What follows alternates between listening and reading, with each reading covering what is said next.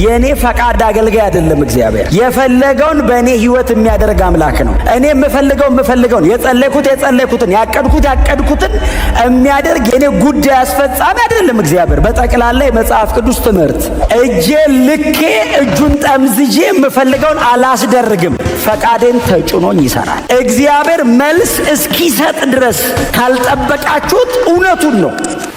የወደደውን እንዲያደርግብን እሺ ብለን የተቀመጥን ጸሎት ልክ የሚሆነው እኔ የምፈልገውን ስጸልይ ሳይሆን የእግዚአብሔርን ፈቃድ ስጸልይ። የእኔ ፍላጎት ከእግዚአብሔር ፈቃድ ጋር ከተስማማ መልስ አለ።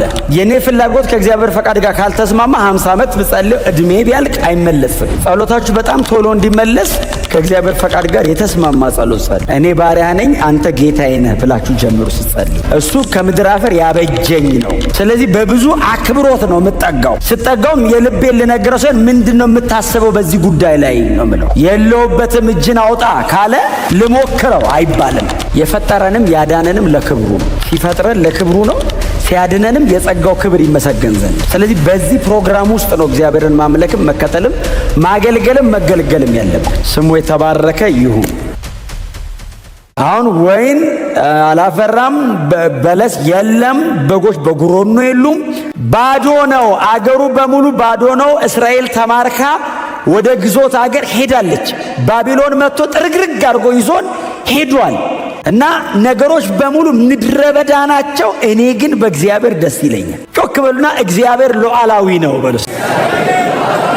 አያችሁ፣ በዚህ ነው በህይወት መኖር ያለብን። የኔ ፈቃድ አገልጋይ አይደለም። እግዚአብሔር የፈለገውን በእኔ ህይወት የሚያደርግ አምላክ ነው። እኔ የምፈልገውን የጸለይኩትን ያቀድኩትን የሚያደርግ የኔ ጉዳይ አስፈጻሚ አይደለም። እግዚአብሔር በጠቅላላ የመጽሐፍ ቅዱስ ትምህርት እግዚአብሔር ሉዓላዊ አምላክ ነው። አዎ እጄ ልኬ እጁን ጠምዝጄ የምፈልገውን አላስደርግም። ፈቃዴን ተጭኖኝ ይሰራል። ዕንባቆም የሚለው እሱን ነው። ተከራከረ እኮ ምዕራፍ አንድን በእውነት እኔውን ጊዜ ስለሌለኝ አልናገረውም። ምዕራፍ አንድን ብዙ እንጂ ምዕራፍ አንድን እናንተ ብታነቡት አስገራሚ ነው እኮ። ደሞስ እውነቱን ነው። አሁን በዕንባቆም ሳይድ ስትሆኑ እግዚአብሔር መልስ እስኪሰጥ ድረስ ካልጠበቃችሁት እውነቱን ነው። ይሁዳ የሚባለውን ደቡቡን እስራኤልን ቤተ መቅደሱ ያለበትን የእግዚአብሔር የቃል ኪዳን ታቦት ያለበትን እግዚአብሔር እመለክበታለሁ የሚለውን መርጬዋለሁ የሚለውን ሕዝቡን ባቢሎን የሚባለው ከለዳውያን መጥተው ማርከው ይዘውት ይሄዳሉ አለ። እንዴ ምን ማለትህ ነው እግዚአብሔር ሆይ አለው። እጅግ አመፀኛና ክፉ ነፍሰ ገዳይ የሆኑ የሄዱበትን ከተሞች በሙሉ አፈር ክምር የሚያደርጉ ጨካኞችን ሕዝቤ ነው ባልከው በእስራኤል ላይ እንዲሰለጥኑና እንዲማርኩ እንዴት ታደርጋለህ? ብትቀጣ እዚሁ አትቀጣም ወይ? እንዴት አመፀኛ አምጥተህ ትቀጣለህ ሕዝብህን? አንተ ጻድቅ አይደለህም ወይ? ቅዱስ እኮ ነህ። ዓይን ርኩስ አያይም። እንዴት ያንን መርጥ አምጥተህ ትቀጣለህ? እና ቁጥር 7 ላይ ምዕራፍ 1 ላይ ፍርዳቸውና ክብራቸው ከራሳቸው ይወጣል ይላል። ባቢሎናውያንን አንተን አያማክርህም አለው። እቀጣበታለሁ የምትለው ሕዝብ አምጥቼ እማርካቸዋለሁ ወደዛኛው አገር የምትለው ሕዝብ ፍርዳቸውም ክብራቸውም ከራሳቸው ነው የሚወጣው። አያማክሩህም፣ አንተን አይጠይቁህም፣ እንዲህ እናርጎይ አይሉህም። ይቀጥላል ቁጥር 11 ጉልበታቸውን አምላካቸው ያደረጉ በደለኞች ናቸው ይላል። አንተ አይደለህም የባቢሎናውያን አምላክ፣ ጉልበታቸውን አምላካቸው እና ጉልበታቸውን እንመጣለን ጥርግርግ ነው የምናረጋችሁ ነው የሚሉት። ማን ሲያስቆመን ታያለ ይሉሃል። እግዚአብሔር ሆይ እኛ ብንደክምም አንተን አይደለ የምንለው። እነዛ ጉልበታቸውን አምላካቸው ያደረጉ አምጥተ እንዴት እንደዚህ ታደርጋለህ ሲሉት፣ እናንተ በኋላ ቤት ስትገቡ ኤርምያስ 46 ምናምን አንብቡት። ቤት ስትገቡ መልስ እንዲሆናችሁ ማለት ምክንያቱም በኤርምያስ ዘመን ነው የተነገረ ትንቢቱ። ከዛ ደግሞ በኢሳይያስ በኩል ይመጣና እግዚአብሔር ምን ይላል ሲሉ ባቢሎን አላቸው አገልጋዬ ነው አለ እግዚአብሔር። እኔ በባቢሎን ለመገልገል እግዚአብሔር ያህዌ ማለት አይጠበቅበትም፣ እጠቀምበታለሁ አዙሬ አለ። ጅራፍ ነው አለና ከዛ እስራኤልን ይመልስና ጅራፉ ሲዞር እሱን ይገርፈዋል አለ። ሕዝቤን እስራኤልን ከመንገድ ስለወጡ ማስተካከያ አደርገውና እቀጠዋለሁ። ግን እሱንም ሕዝቤን ለምን ነካብኝ ብዬ ደግሞ መልሼ እቀጠዋለሁ። እግዚአብሔር ሉዓላዊ ነው፣ የፈለገውን ነው የሚያደርገው። እኛ ደግሞ ባሮቹ ነን። የወደደውን እንዲያደርግብን እሺ ብለን የተቀመጥን እግዚአብሔር ይመስገን። ጸሎት ልክ የሚሆነው እኔ የምፈልገውን ስጸልይ ሳይሆን የእግዚአብሔርን ፈቃድ ስጸልይ ነው። የእኔ ፍላጎት ከእግዚአብሔር ፈቃድ ጋር ከተስማማ መልስ አለ። የእኔ ፍላጎት ከእግዚአብሔር ፈቃድ ጋር ካልተስማማ 50 ዓመት ብጸልይ እድሜ ቢያልቅ አይመለስም። ጸሎታችሁ በጣም ቶሎ እንዲመለስ ከእግዚአብሔር ፈቃድ ጋር የተስማማ ጸሎት ጸልዩ። እኔ ባሪያ ነኝ አንተ ጌታዬ ነህ ብላችሁ ጀምሩ ስትጸልዩ። እግዚአብሔር ሆይ ምን መሰለህ ብላችሁ እንዳትጀምሩ። እንደሱ ወደ ጎን ነው፣ ወደ ላይ አምላክ ነው፣ ወደ ታች ፍጡር ነው። እስቲ አሜን በሏ። እሱ ከምድር አፈር ያበጀኝ ነው። ስለዚህ በብዙ አክብሮት ነው የምጠጋው። ስጠጋውም የልቤን ልነግረው ሲሆን ምንድነው የምታስበው በዚህ ጉዳይ ላይ ነው የምለው። የለውበትም እጅን አውጣ ካለ ልሞክረው አይባልም። እና ዕንባቆም ግን ከነበረው ውጥረት እስራኤል ላይ ከነበረው ሲቃ የተነሳ ነው ይሄንን ምዕራፍ 1ን ከእግዚአብሔር ጋር ስለ ከለዳውያን ያስረዳዋል። ባይዘው ምንም የለበትም። ዕንባቆምና እግዚአብሔር ብቻ ናቸው ያሉበት። ሌላ ፈልጋችሁ አታገኙ። ዕንባቆም ግን በሕዝበ እስራኤል ሳይዶ ነው፣ ወይንም እግዚአብሔር እመልሰዋለሁ እቀጠዋለሁ በሚለው ሕዝብ ሳይድ ቆሞ ነው ዕንባቆም የሚጮኸው። ሌላ ምናልባት ከእግዚአብሔር ጋር በጣም የተከራከረ ሰው የምታውቁት ሰው ካለ ዮናስን ትዝ ይላችኋል። ትንቢተ ዮናስ ይሄ በሕዝቡ በኩል ቆሞ የሚከራከር ነው። ዮናስስ አልሄድም ብሎ ነው የሚከራከረው። ግድ የለም ዮናስ ላደርግ ነው ሲል እኔ አልሄድም፣ አንተ እግዚአብሔር ነህ። አዎ እንደዚህ አደርጋለሁ ብለህ ትናገራለህ፣ እኔ ደግሞ ሄጄ የሆነ ነገር ስል አላደርግም ብለህ ደግሞ ትተወዋለህ። ስለዚህ እኔ አልሄድም። ሌላ የተከራከረ የምታውቁት ሰው ካለ ኤርምያስ ምዕራፍ 20 ነቢዩ ኤርምያስ እግዚአብሔር ሂድና ተናገር ሲለው አልናገርም። እኔ እንደውም ባለፈው አንስቼዋለሁ። ተናገረው፣ አልናገርም። ለምን እንደውም አትናገረው? ጥፋት አለ በል ትለኛለህ አለ። አዎ እሺ ሄጄ ጥፋት አለ እላለሁ። አንተ ደግሞ ሕዝቡ ተንበርክኮ ንስሐ ሲገባ ትመራቸዋለህ። ውሸታም አረከኛል። አንተ ትናገራለህ፣ አንተ ትመራለህ። ቀጥሎ ኤርምያስ ጥፋት ያለ ውሸቱ ነው ይባላል። አስዋሽተኛል። እንደውም እንደዚህ ይላል፣ አታለልከኝ እኔም ተታለልኩ። እውነቱን እኮ ነው፣ መንገዱ ነው። አሁን እናንተ እንዳትታዘቡት ኤርምያስን፣ አሁን አዲስ አበባ ቁጭ ብላችሁ እንዳትታዘቡት። እጅግ አመፀኛ ሕዝብ መካከል የእግዚአብሔር መልእክተኛ ነው። በእግዚአብሔር በኩል የቆመው እሱ ብቻውን ነው።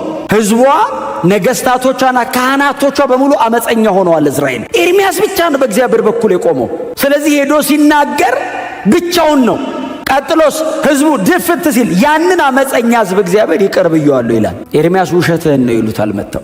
አልናገርም ስል እግዚአብሔርስ ሄደ ባትናገር ወየውልህ አይደለም የሚለው። እግዚአብሔርም ይላል መጥቶ ጥፋት በላለኝ። አልናገርም ብሎ በተቀመጠበት ተነስና ተናገር አይደለም ያለው። ዝም ብሎ ነው ጥፋት አለ ሂድ ተናገር ሲለው አልናገርም ያለው ሰውዬ ድምፁ አለ አጥንቴን በላኝ ልቤን አነደደኝ። ተነስቼ ሜጄ ጥፋት አለ እምቢ ያለው ሰውዬ ተነስቶ ሄዶ ጥፋት ራሱን ያገኘው።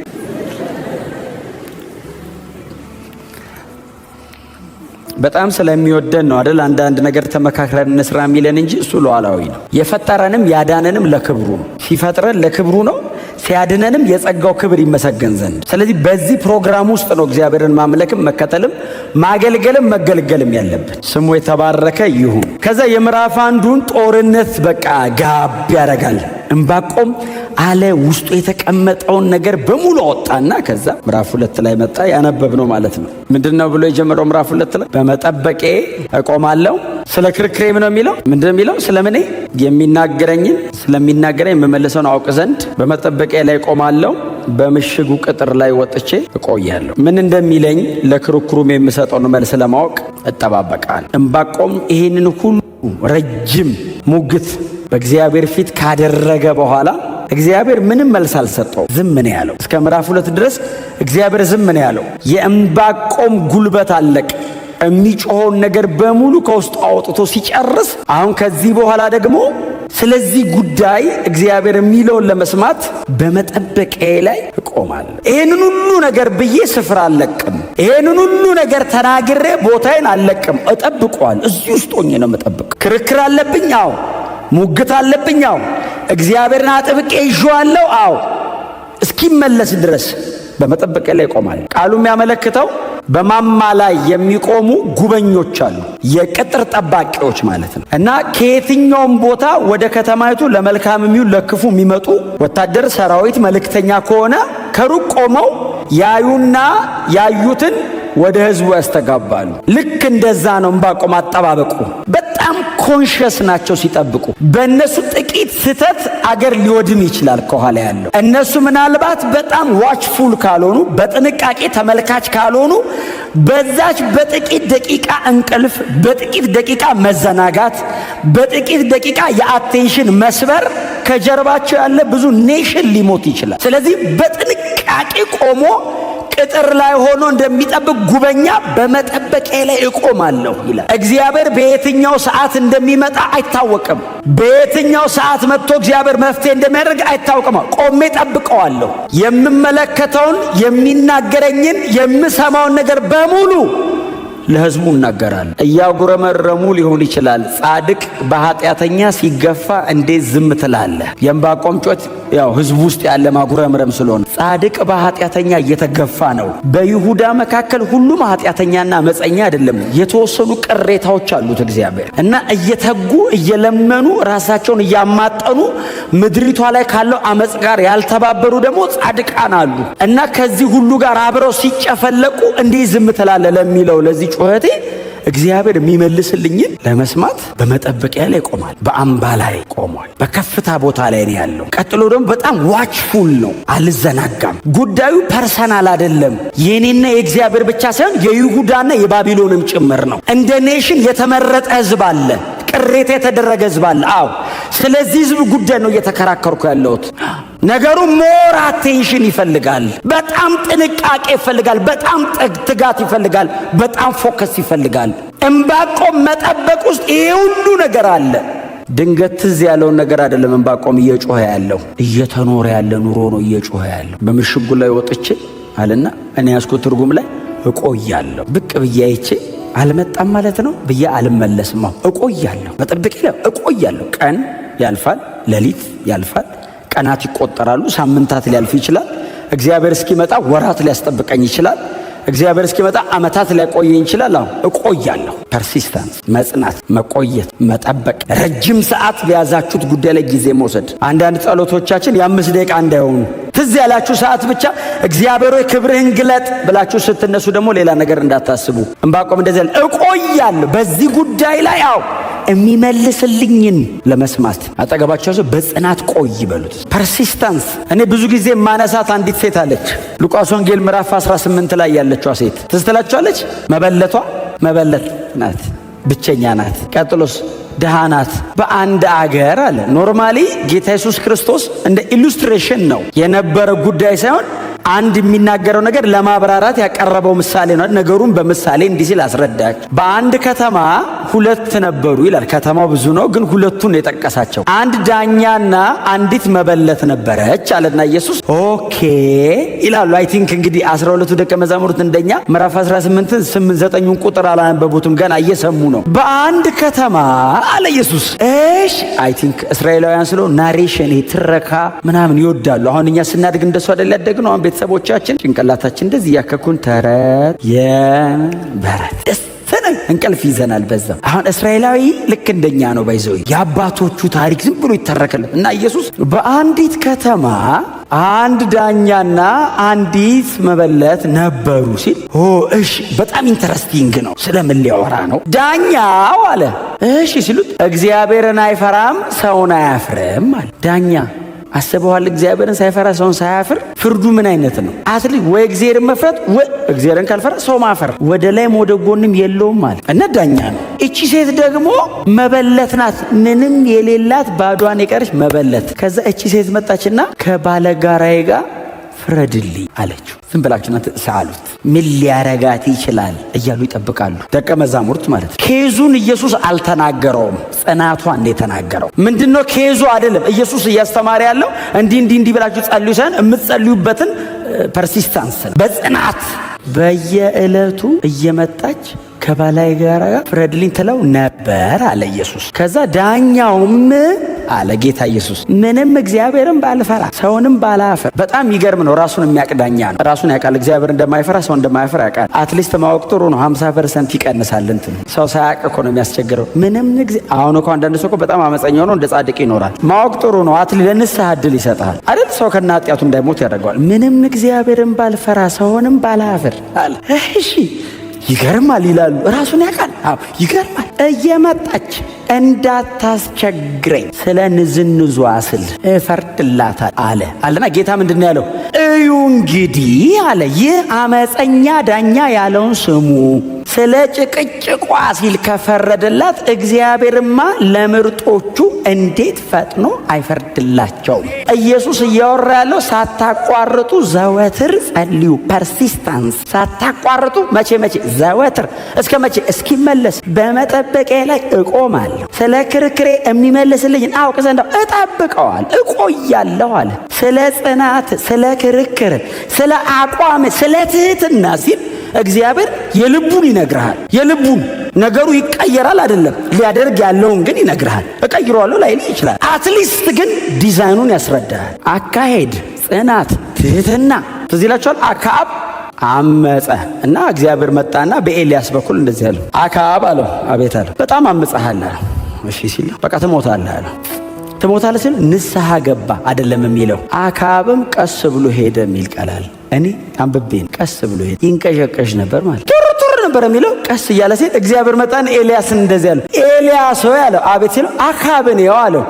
አይ ቲንክ ኤልያስ እንትን ላይ ሆኖ መንገድ ላይ አዩ መሰለኝ። እንዲህ ሲል ቀስ ብሎ ሄደ አለው። አዎ ሲለው በቃ ባንተ ዘመን አላረግም በለው፣ ቀስ ብሎ ስለሄደ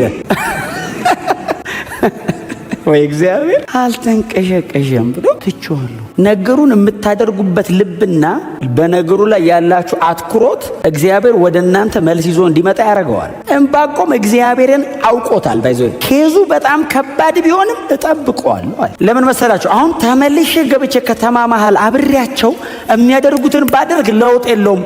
እግዚአብሔርን ብጠብቀው ግን በመጣበት ሰዓት እንደሚቀይረው አውቃለሁ። ታዲያ ነገሩ እንዳለ ሆኖ እኔ ከእግዚአብሔር ጋር ነኝ አለ። እቆያለሁ።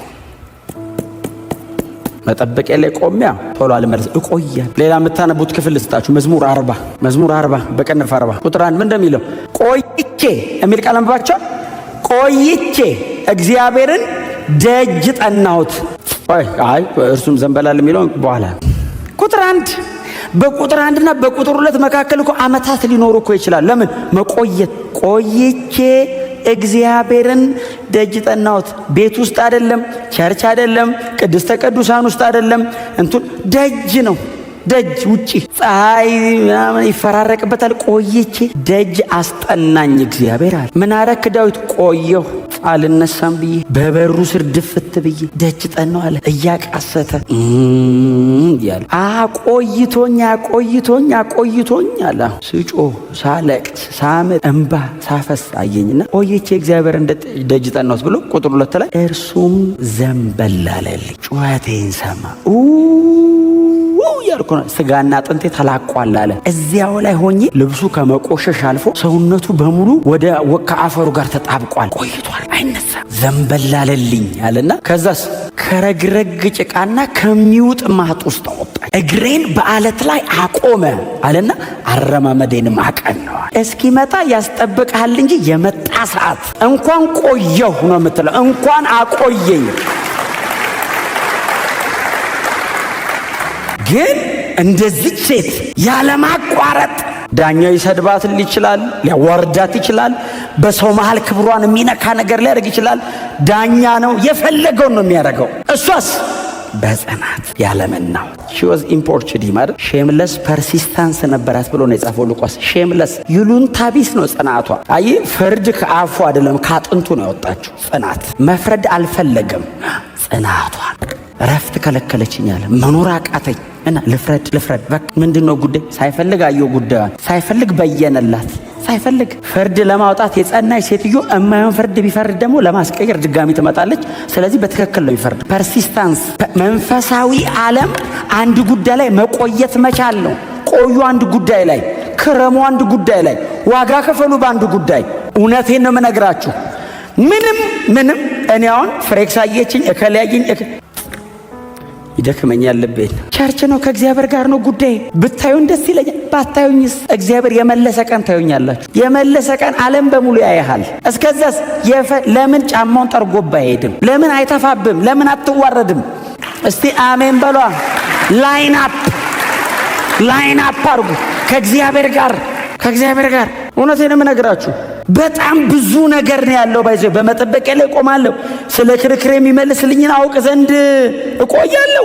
ብዙ ነው፣ ብዙ አቋም፣ ፎከስ፣ ብዙ ነው። ኮንቪክሽን ምን የሌለው ነገር አለ እዚህ ውስጥ። ከተማ እኮ ነው ትቶ እኮ ቆሞ እዚህ ስትራክቸር ይጎትታል። የከተማ ስትራክቸር ለስትፉል የሆነ ከተማ ነው።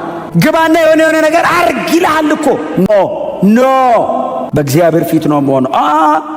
ምዕራፍ 2 ላይ ይሄንን ውሳኔ ባይወስን ኖሮ ትንቢተ ዕንባቆም የሚባል መጽሐፍ አናገኝም። ለምን? እግዚአብሔር አይመልስማ። እግዚአብሔር ሊመልስ ቢመጣም ሰውዬው የለማ። ቡክ አይኖረውም። ቡክ አይኖረውም። ያጉረመረመ አንድ ሰውዬ ነበር የሚል ኤርምያስ 47 ላይ ገብቶ እናገኘዋለን። ለብቻው መጽሐፍ ይዞ ይወጣም። ኤርምያስ ትንቢት ውስጥ ተጠቅልሎ ያልፋል። አንድ ዕንባቆም የሚሉ ሰውዬ ነበር የሚል እናነብ ይሆናል። እንደዚህ አይነት ግን የእኛን ልብ ጎትቶ የሚያሳርፍ ክርክር የሌለበት ሰው የለም። እርግጠኛ ነኝ በዚህ ዘመን የመጨረሻው ዘመን ነው። ጻድቅ እየተገፋ ኃጢአተኛ የሚበረታበት ዘመን ነው። ምንም ጥርጥር የለው። ከእግዚአብሔር ጋር መወገን እንደ አመጽ ሊቆጠር ይችላል። በጽድቅ መኖር አሁን በጣም የድሮ ሊመስል ይችላል። ቸርች ውስጥ በእግዚአብሔር ሳይድ መቆም እንስቲ እንጸልይ ማለት አንድ ሰው ምን ብሎኛል? ምሽግ እኮ የፈሪ ነው አለ። እውነቱን ነው። ስለማንችል ለምንጸልየው እንዲያግዘን አይደል የምንጸልየው? ምሽግ የፈሪ ነው አለ። እንግዲህ ያው ቀያፋም ሳያውቁትን ቢተናገር የሚል አንድ ጥቅስ አለ።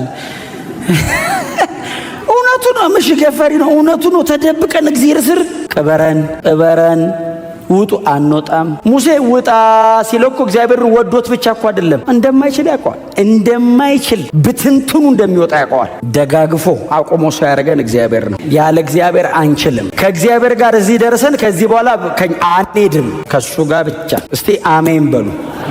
አሁን እንደዚህ አይነት አቋሞች ቸርች ውስጥ ሞኝነት የመሰሉበት በጣም ሲስተማቲካሊ በተደራጀ ሲስተም ለመሮጥ ማሰብ የሚሞክርበት ሰው የፈለገውን አድርጎ መንፈሳዊ የሚመስልበት። ዶንት ዲሲቭ ዩርሰልፍ። ራሳችሁን እንዳታታሉ። ይሄው በመጠበቂያ ላይ የመጽሐፍ ቅዱስ ኢንቴንሽን እግዚአብሔርና ሰዎቹ ናቸው። ለምን? ታሪክ የተሻገሩት ሁለቱ ናቸው። ታሪክ የተሻገረ ሌላ ሰው የለም አብሯቸው። ይሄው እነዚህ ናቸው የተሻገሩት፣ እግዚአብሔርና ዕንባቆም። ሂስትሪ ሜክ እግዚአብሔር ታሪክ ሰራ ከዕንባቆም ጋር የሚጻፍ ታሪክ እንጂ ምናልባት ሊሉት የሚችሉትን ነገር ዝም ብላችሁ ብታስቡት ዕንባቆምን በጣም ብዙ ነገር ሊሉት ይችላል። በጣም ብዙ ነገር ዕንባቆምን ሊሉት ይችላል። እሺ ቀጥሎ ምንድነው የሚለው? ስለ ክርክር ያደ የሚመልስልኝን ምን እንደሚለኝ ለክርክሩም የምሰጠውን መልስ ለማወቅ። በጣም ነው የሚገርማችሁ። ዝም ብዬ አይደለም የምጠብቀው ይላል። ዝም ብለው ነው የምቆመው። አንተ ፀሐዩ፣ ነፋሱ፣ ጎርፉ፣ ውርጩ፣ ይሄ ሁሉ የሰው ንግግር፣ ይሄ ሁሉ ነገር ሲወርድብህ ዝም ብለው ነው የቆምከው? አይደለም፣ ዝም ብዬ አይደለም የቆምኩት። ስለ ክርክሩ እግዚአብሔር መጥቶ የሆነ ነገር ቢለኝ እምመልሰውን አውቅ ዘንድ በዚህ ነው የቆምኩት ይላል። እምመልሰውን አውቅ ዘንድ እኔና እግዚአብሔር መሃል ሙግት አለ። አዎ። እዛ መካከል ያለ ጻድቅ በኃጢአተኛ እየተገፋ ነው። አዎ። እዛ መካከል ያሉ ንጹሃን በከለዳውያን ተማርከው ሊወሰዱ ነው። አዎ። ባይዘው ዕንባቆም ይሄንን ትንቢት ሲናገር እነማን እንደሚመለከታቸው ታውቃላችሁ? ይሄ ትንቢት እነ ዳንኤል፣ ሲድራቅ፣ ሚሳቅ፣ አብድናጎን ምናምን ባይዘው ከዚህ ትንቢት በኋላ ነው ተማርከው የሚወሰዱት። በንጉሱ ሕዝቅያስ ዘመን መጨረሻና አይ ቲንክ በዮአቂም ዘመን መጀመሪያ አካባቢ ይመስለኛል። ከ640 ወደዚህ ማለት በሁለቱ መሃል ነው። ስለዚህ የሚማረኩት እነ ዳንኤል ምናምን እድሜያቸው ልጆችም ቢሆኑ በኤርምያስ ዘመነ መንግስት ስለነበሩ እነ ሕዝቅኤል ምናምንም ስለነበሩ ማለት ነው። ስለ እነዚህ ልጆችም ጭምር ነው ይሄ ሰው እየጮኸ ያለው። ጻድቅ እኮ አለ እዚህ ውስጥ የሚኖር አለ በቅድስና እግዚአብሔር የሚላለው አብሮ ነው ወይ የሚጨፈለቀው? ስለዚህ ክርክር የሚመልሰውን አውቅ ዘንድ አንድስ እንኳ የለም ካለኝ እግዚአብሔር አራሉ ልል ነው ቆሜ እና በጣም ሲሪየስ ከእግዚአብሔር ጋር ተያይዟል ሰውዬው። እግዚአብሔር ሉዓላዊ እንደሆነ የሚያውቅ ደግሞ እግዚአብሔር መሐሪና ደግሞ ተሸካሚ እንደሆነም የገባው አይነት ሰው ነው። ከዛ እግዚአብሔር ይናገራል። እግዚአብሔር መልስ ሰጥ እጠብቃለሁ፣ ቆሜያለሁ፣ በፍጹም አልነቃነቅም ሲል እግዚአብሔር ደግሞ መልስ መጣ። እግዚአብሔር የምዕራፍ አንዱን ጭቅጭቅ ሰምቶታል። ሰማይ አይደለም እግዚአብሔር የሰማው አጠገቡ ነው። እግዚአብሔር በሁሉ ቦታ የሚኖር አምላክ ነው። ባይዘው እመጣለሁ ጠብቀኝ ሲል ተዛጅ እያለ ነው እንጂ ከየትም አይመጣም። አጠገብ ነው። አሁን እመጣለሁ ጠብቀኝ ሲል 3 ሰማይ አቋርጦ የሚመጣ እኮ ነው የሚመስለን። አሁን እኛ በሁሉ ቦታ ይኖራል። አሁን በተለይ ለኛ ለአማኞች ደግሞ ውስጣችንም አለ። ባይዘው ጠብቀኝ ሲል ቢሬዲ አለው ምንድነው ቢለ ዝብርቅርቅ እንዳይልብህ ጠብቀኝ ሲል ስትዘጋጅም ባይዘው አጠገብ ነው፣ እያየ ነው። ስሙ ብሩክ ይሁን። እግዚአብሔርም እንዲህ ሲል መለሰ ይላል ቁጥሩ ላይ በቀላሉ እንዲነበብ ራእዩን ጻፈው፣ በሰሌዳም ላይ ቀረጸው። ራእዩ የተወሰነለትን ጊዜ ጠብቃልና ስለ መጨረሻውም ይናገራል፣ እርሱም አይዋሽም።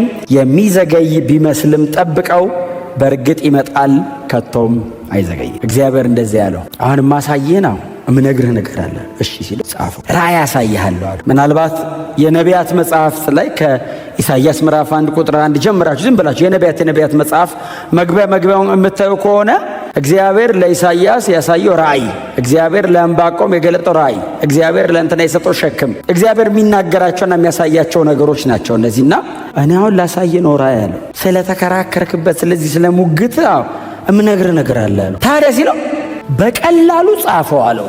እንዲነበብ አድርገህ ለምን አንተ ስትመለከትና ስትጽፈው ይሄንን ደግሞ ሰምቶ ሮጦ ፈጥኖ ሄዶ ደግሞ የሚያስተጋባና የሚናገራለው ለመናገር እንዳያስቸግር ህዝቡ እንዲዘጋጅ የምነግርህን ነገር በጣም በቀላሉ ጻፈው አለ። እሺ አለው። ከዛ እግዚአብሔር ምን ይለዋል? ምናልባት እናንተ ግር እንዳይላችሁ ቁጥር 3 ስታነቡት ግር እንዳይላችሁ ራእዩ የተወሰነለትን ጊዜ ይጠብቃል፣ ስለ መጨረሻውም ይናገራል፣ እርሱም አይዋሽም ይላል። እግዚአብሔር ምን እያለው መሰላችሁ? ለዕንባቆም ባቢሎን መምጣቱ አይቀርም።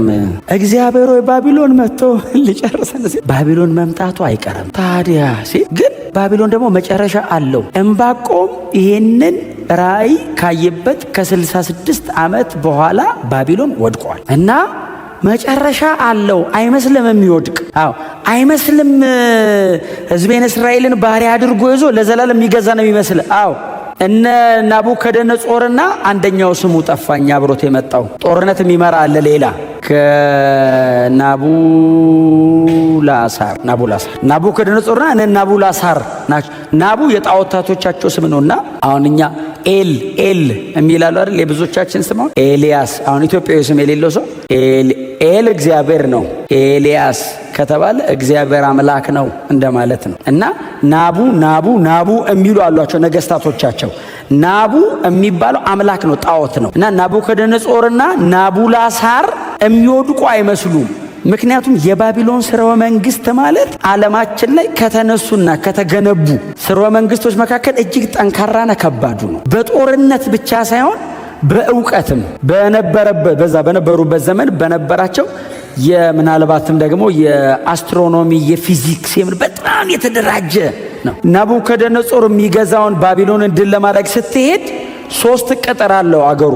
አንዱ ቅጥር ብቻ 90 ሜትር ነው ቁመቱ። እላዩ ላይ በስነ ስርዓት 2 ሰረገላ ያሳልፋል። አንዱ ብቻ 90 ሜትር ነው። 3 እንደሱ አይነት አለ። ቀጥሎ እጅግ በጣም የታጠቀ ወታደር አለው። ምናልባት ይሄንን ደግሞ በጦርነት ድል አደርጋለሁ ብለህ የምታስብ ከሆነ ደግሞ የተጸለየ ጸሎት 21 ቀን የሚያዘገይ የፋርስ አለቃ መንፈስ አለ። ሰማይ ናስ ምድር ብረት ነው፣ አይወድቅ። እግዚአብሔር መጣና እንደዚህ ያለው መጨረሻ ያለው ከ66 ዓመት በኋላ ይወድቃል ጻፈው አለው። ክብር ለኢየሱስ ይሁን። እርሱ አይዘገይም አለው። እርሱ አይዘገይም ማለት ብዙ ጊዜኛ የምንጠቅሰው ምንድነው? እግዚአብሔር በሰዓቱ ይመጣል ለማለት ነው። ብዙ ጊዜ የምንጠቅሰው ትክክል ነው። ሰዓቱ ይመጣል። ክፍሉ ግን የሚለው እኔ በቀጠርኩለት ጊዜ ይወድቃል ማለት። እርሱ አይዘገይም ማለት ብያለው እጥለዋለሁ ነው። ይወድቃል። አይዞ መማረካችሁ ግን አይቀርም አለው። መማረካችሁ አይቀርም። ሄዳችሁ ትማረካላችሁ። ባቢሎንን ስርወ መንግስቱን አፍርሼ ፋርስና ሜዶንን አስነስቼ በነ ማነው ስሙ ቂሮስ አማካይነት ቤተ መቅደሱ እንደገና እንዲሰራ አድርጌ እነ ነህምያ እነ ዕዝራ ምናምን እንዲያድጉ አድርጌ እነ ዳንኤል እንዲያድጉ አድርጌ እዛ ምድር ላይ ተመልሰው መጥተው ከተማይቱን ገንብተው እኔ እግዚአብሔር በዚህ እንደገና እመለካለሁ አለ። መሀል ላይ ያለው ግን አይቀርም። ጻድቃኑስ አሉ። ጻድቃኑ ሲሉ ጻድቅ በእምነት በህይወት ይኖራል አለው እግዚአብሔር። ጻድቃኑስ ሲሉት ጻድቅ በእምነቱ የሚኖረው ይመኑኛ አገር ሲጠፋ አብረው አይጠፉም። በእምነት ይኖራል። ከመሃል ጻድቃንን አወጣለሁ አለ እግዚአብሔር። አተርፋል። ጎናቸውን ሰው ጻድቅ በእምነቱ በህይወት ይኖራል በሉት። እንዴ በጽድቅ የሚኖረውስ በቅድስና የሚኖረውስ አብሮ ሊጨፈለቅ ነው አይደለም?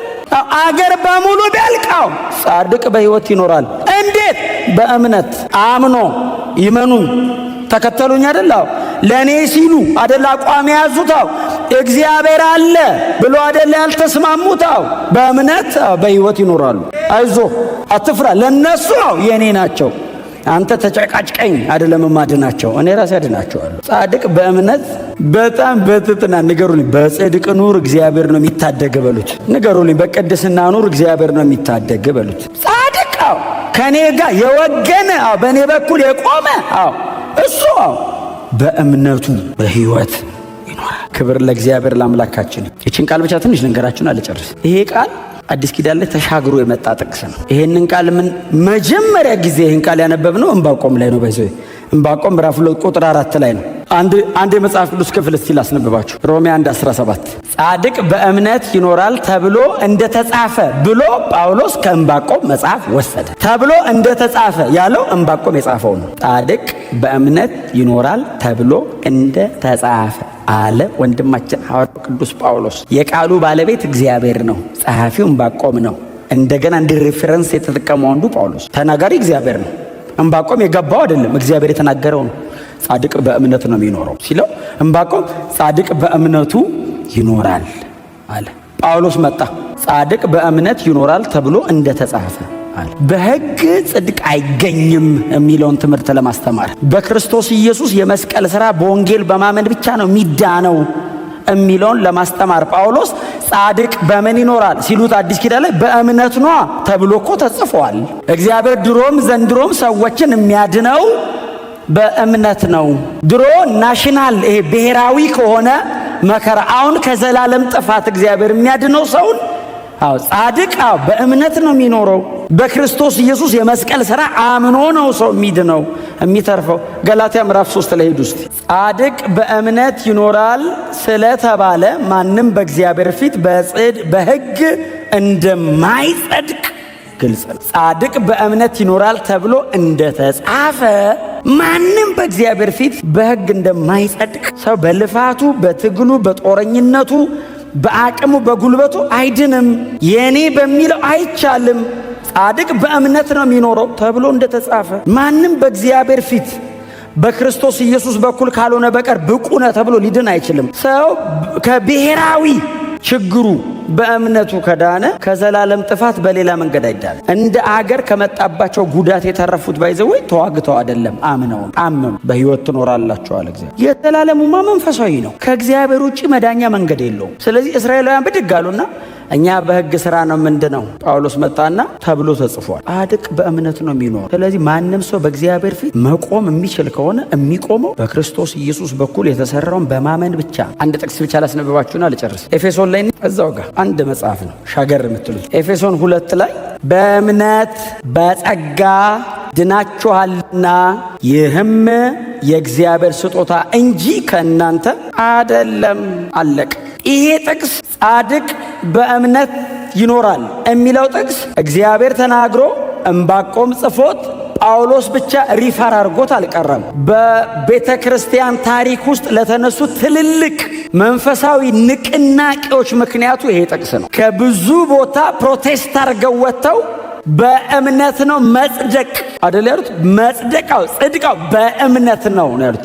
ለትልልቅ መንፈሳዊ ንቅናቄዎች ምክንያት ይሄ ጥቅስ ነው። ሰው በሕግ ሥራ እንደማይጸድቅ እናውቃለን አለ ጳውሎስ። በሕግ ሥራ ሰው እናውቃለን፣ በክርስቶስ ኢየሱስ በማመን እንጂ። ክብር ለእግዚአብሔር ይሁን። ዘንድሮም ቢሆን ኃጢአተኛ ጻድቅን ሊጫን ይችላል። አመፀኛ በጣም የፈጠነ ሊመስል ይችላል። በጣም ጥቂት ጊዜ ታገሱ፣ በጣም ጥቂት ጊዜ ጠብቁ። በመቆያችሁ ላይ ሆኑና እግዚአብሔር እስኪገለጥ ልጁ ኢየሱስ ክርስቶስ ተመልሶ እስከሚመጣ የዚህ ዓለም ገዢ ስርዓቱን ዘርግቶ ጻድቃንን ሊያሳድድ ይችላል። በጣም ጥቂት ጊዜ ነው። ጌታ ኢየሱስ ክርስቶስ በቅርብ ይመለሳል። አሁን ከሆነ ቦታ መጥቶ የሚያድነን የሆነ አካል አንጠብቅም። ኢየሱስ ከሰማይ ይመጣል። ወደ ሀገራችን እንሄዳለን። ጻድቅ በእምነት በሕይወት ይኖራል። ለዘላለም ከጌታ ጋር የምንኖርበት መንገድ